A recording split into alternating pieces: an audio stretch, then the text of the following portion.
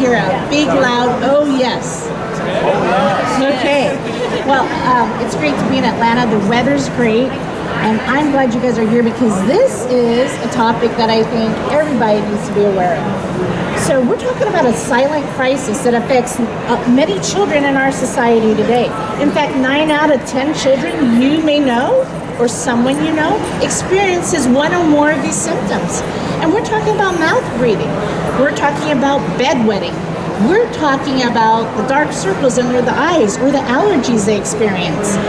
So we're here to help you, educate you, help you understand what's going on in our society today because there's a solution.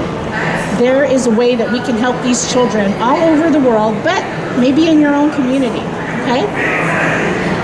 Jason, my clicker is not working. Hang on. Let's try it again. Okay. No? Okay. So there's a lot of research, a lot of medicine research, but more recently, dental research. How many of you remember when everybody talked about grinding and they said it might be related to stress? Okay.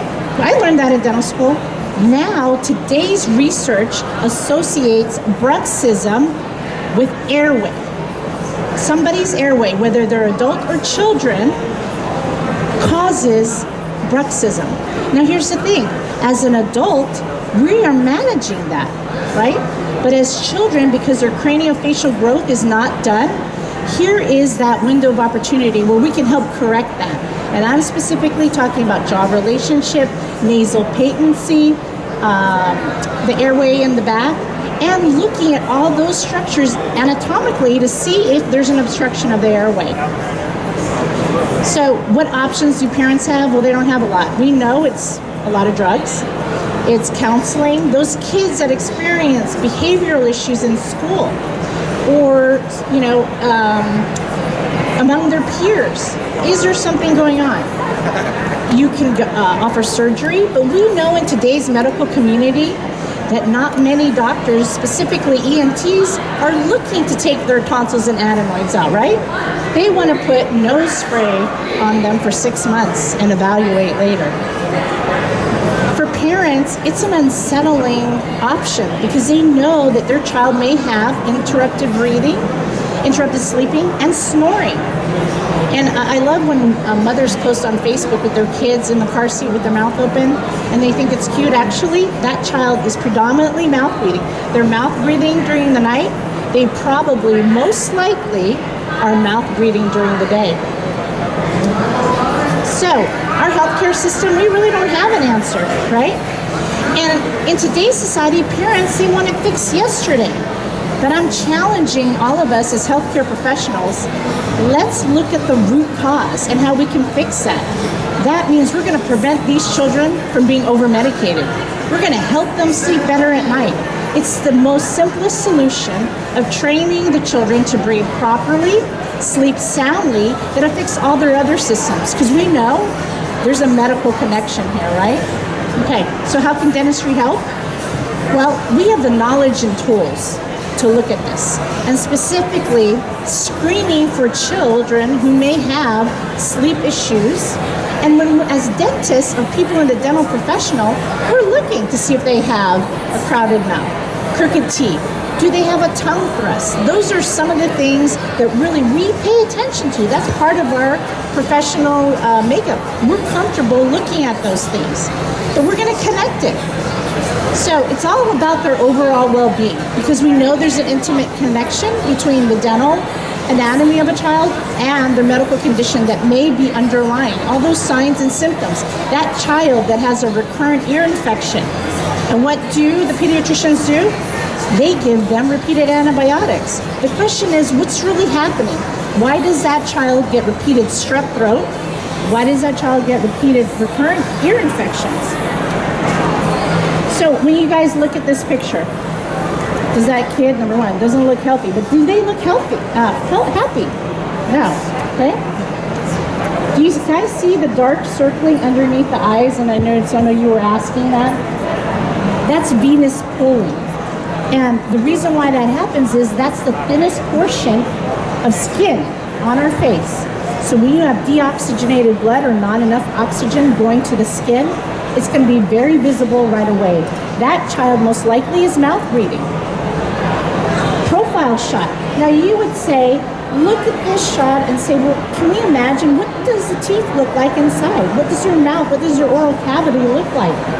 We might think this is cute, but let's take a look and see what their teeth look like inside.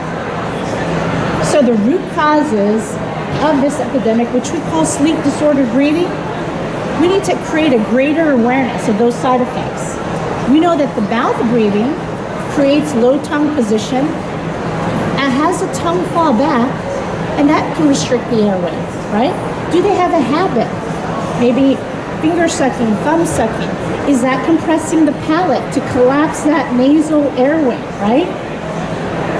And causing upper arch constriction like a vaulted palate. That's something we're all familiar with, right?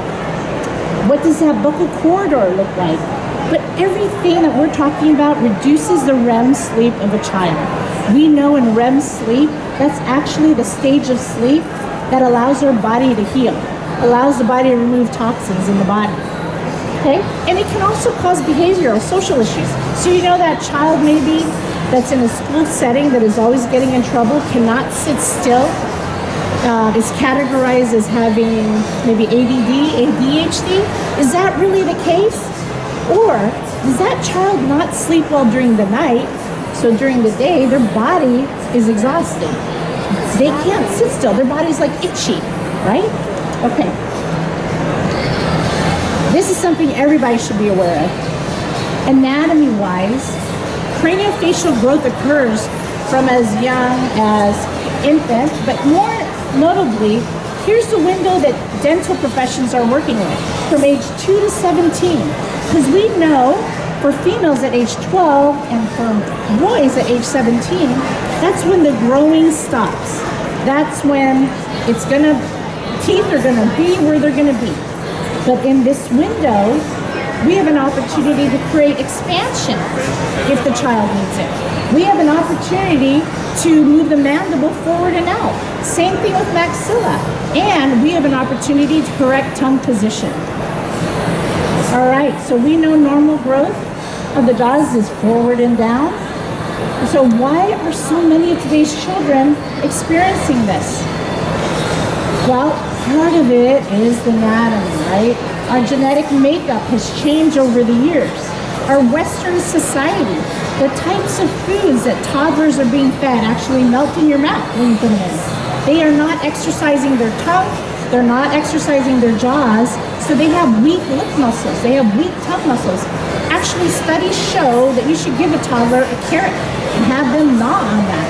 Actually, that creates normal expansion. But we're a society that wants things fast. We want it done yesterday, right? We're in a hurry. So I'm not going to go over this in detail, but to support what we're talking about, there are population studies and research that shows that our genetic makeup has changed over the years. Is it environmental? Is it a part of our diet? Yes. Processed foods, right?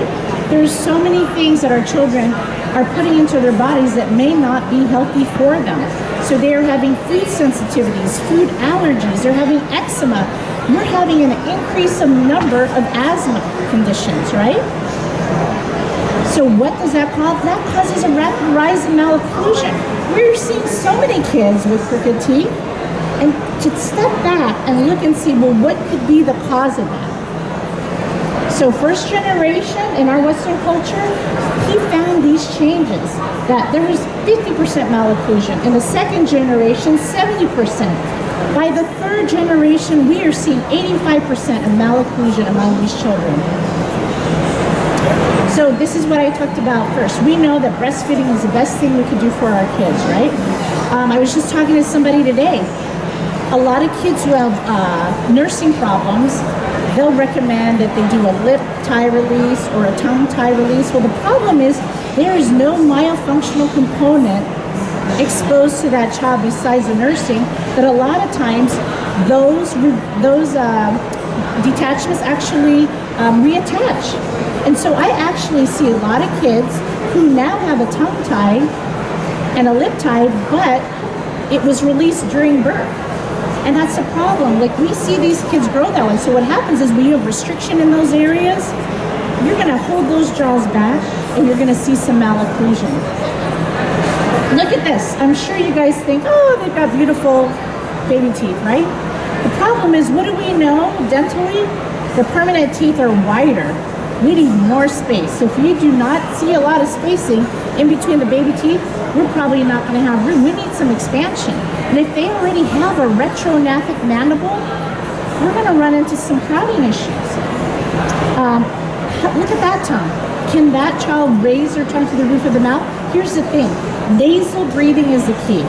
And right now, if you put your tongue to the roof of your mouth, how are we all breathing? Through our nose, I hope, right? But if a child has a deviated septum, if they don't know where to put their tongue or they can't keep it there all night, they are going to be mouth breathing during the night, okay? That indirectly affects that oxygen to the hormones that are secreted from the pituitary gland that affect growth hormone. So that child that we may know that is short in stature, why is everybody else getting taller and that child is still the shortest kid in the class, right? The kid that maybe is 5, 6, 7, or 8 that has dark circling. Did they have a rough night? No, mom says they slept 8 hours. But what's the quality of sleep that they had, right? So everybody should be familiar with anatomy of airway, especially if you're a dental professional. I think it's important to know what areas of restriction can you have that'll cause a restricted airway. So we know that the maxilla is the key. We know that it's true in adults. It's certainly true in children. The nasal airway has to be patent. The airway in the back of the throat has to have room. Okay? So I'm going to show you a picture here of an airway that this is what our airway should look like. Do you guys see right here? This airway is like a coffee stirrer stick. Well, the problem is that a retrognathic mandible? Do we have a deep bite? What do we have? Supra-eruption of the permanent anterior teeth? What's causing those? Okay?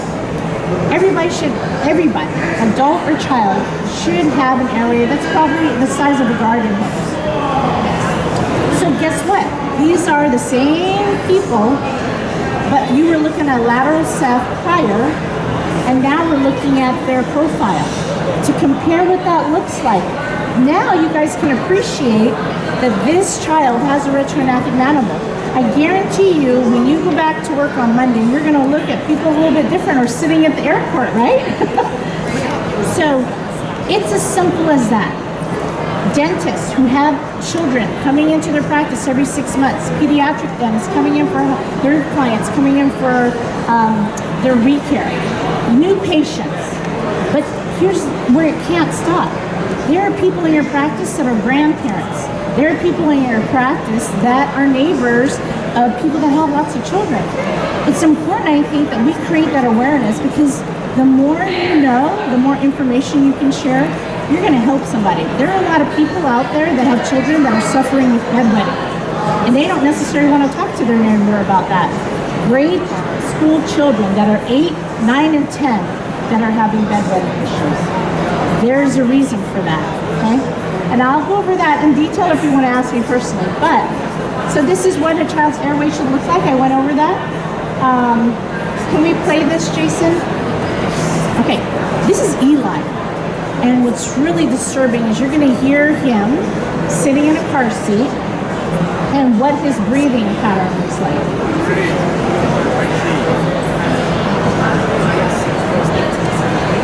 Hey, Jason, can you turn that up?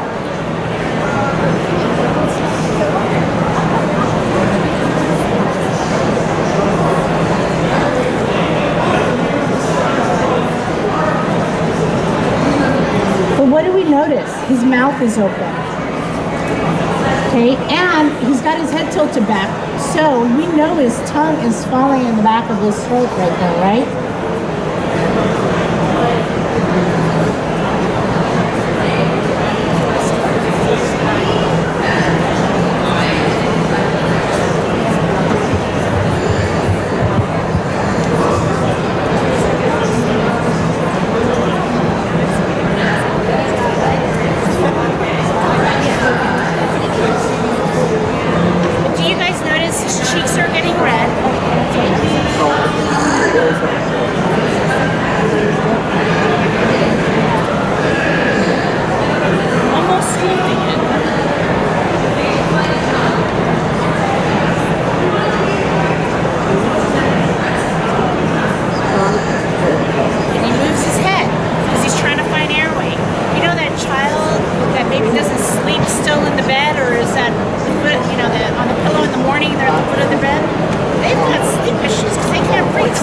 let's turn to fine airway. Now she's moving his jaw forward a little bit. And she's a PT.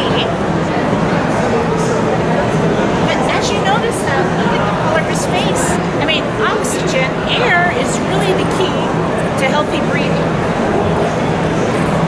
And his body is still. That's what's important to know. Sleeping soundly.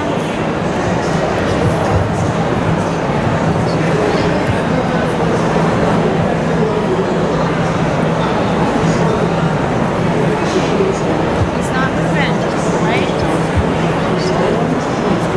Because he's getting proper oxygen. In his brain, the sympathetic, parasympathetic synapses are saying, I can breathe, so he's staying still.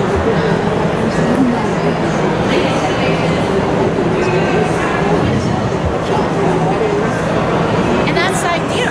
We're moving the jaw forward because this kid needs some airway. Okay, so this is really important to note. It's a cycle. It's a vicious cycle, right? You have underdeveloped dental arches and jaws. Guess what? That's going to cause a compromised airway.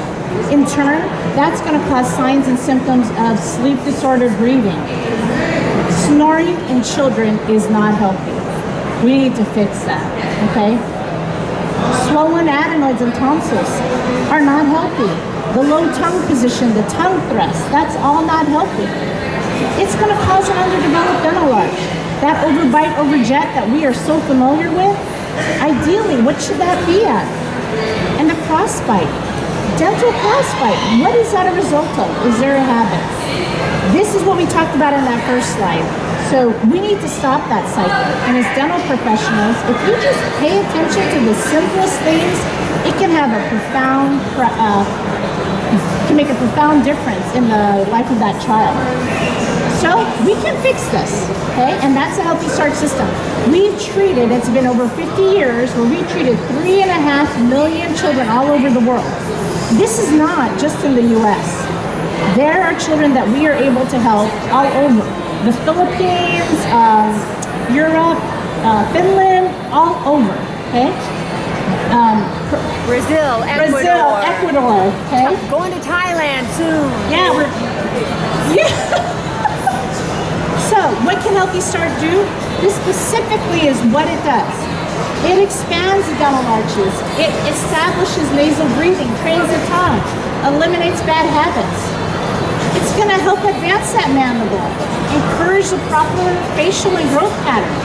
And it's going to correct most orthodontic diagnosis. So you think about it. If you catch that child at a young age, they're still growing.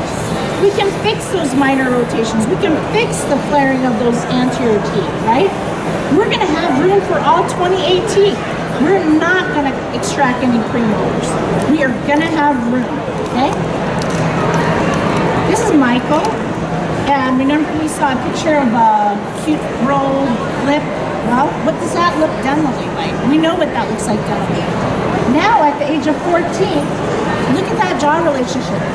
Look at the double chin eliminated, right? We've got a nice, if you guys are in ortho, SNA, SNB angle, we are making sure we have ideal overbite, overjet. Okay? This is his airway, before and after. Dramatic difference, but here's the most important point I want you to take home with it. He's done growing. We just decreased his risk for getting adult sleep apnea. Did you know that? Because his facial growth is done and he has a patent airway. Can you imagine all those adult people who may have sleep apnea? What does their airway look like? What contributed to that besides, gaining some weight that may soft tissue impinge on that airway? But for children, we set them up this way. They're going to thrive. They're going to grow properly, and they're going to succeed in their academics. So, dentally,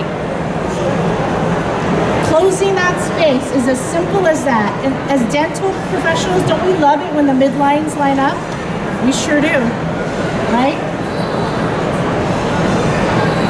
And that That's what he looks like when he was younger and now. So here's some cases. I'm just going to go over them briefly. We talked about this. The V shape of the arch, correcting that to a U shape on the bottom. Now, there's no room for that time. I would challenge you to think a different way. Is it because he has a big tongue? Or is his arch constricted that is not allowing the tongue to have proper room? And we can see right here, perfect, nice spacing, no need to extract any teeth. So we know there's a definite association with sleep disorder breathing, ADD, ADHD. There's so much research out. In fact, Dr. Guimignon out of Stanford just published a study in September that talked about some of those things. Karen Bonnick is another pioneer in this industry, where she polled over 11,000 kids over 6 years, and what we found was that there are 50% chance of those kids having a risk for ADD, ADHD, and this was published in 2012. What's great for you is that this most recent research actually is extending over to dental. We need to change the way we've always thought in dental, right?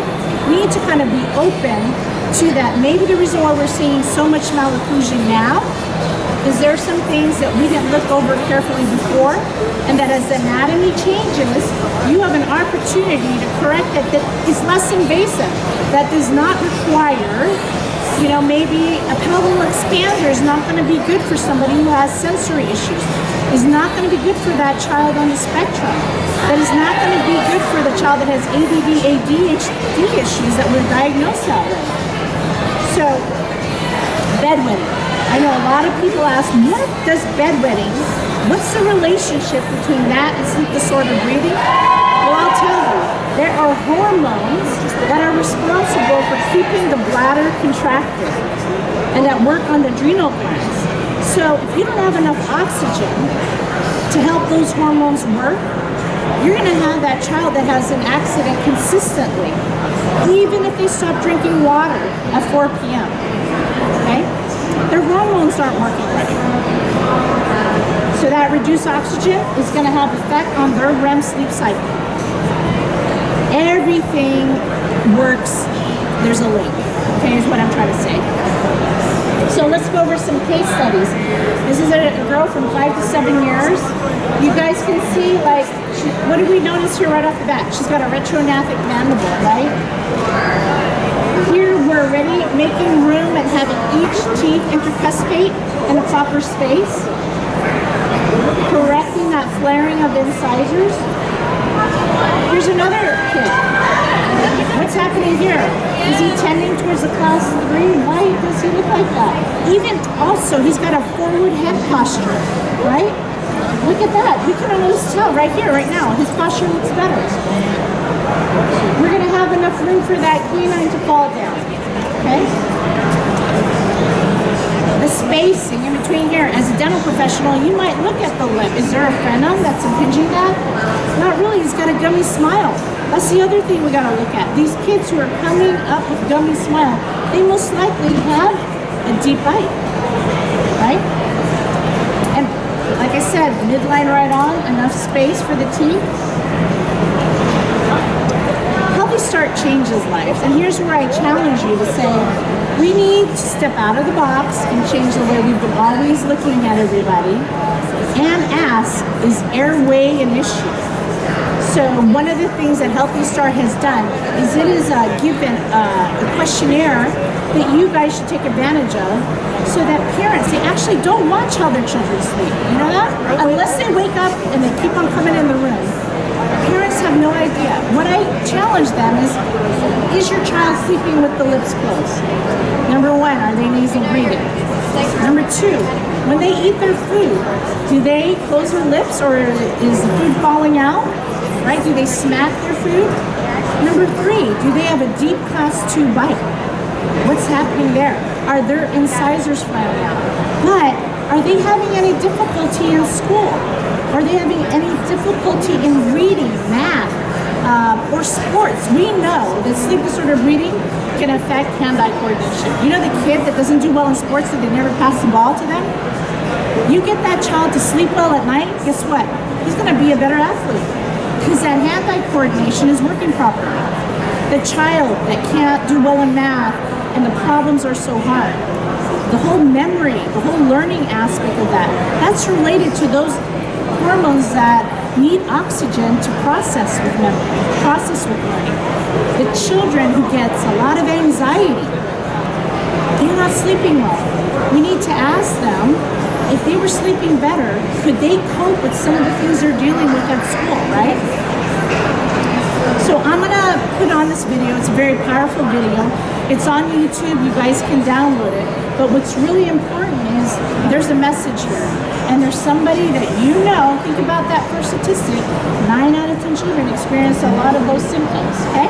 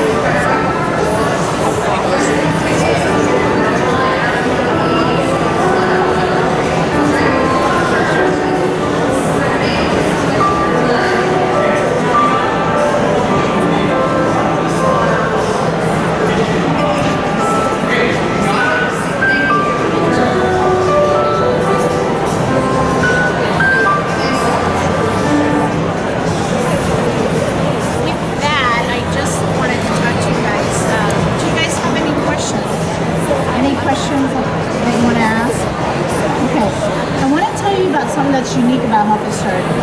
We have an online education course that really helps doctors. We want you to succeed.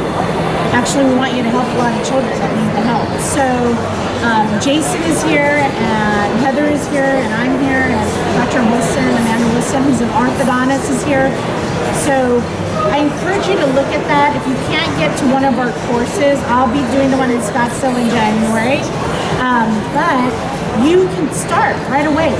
You get 2 cases free, and it'll be like a study club that we will walk with you and help you understand how, depending on what the case and what you submit, how this system is able to help their malocclusion, their habits, and all those things so that you can help that child stay better. Okay? Thanks for listening. And if you have any questions, we'll be around, okay? Okay.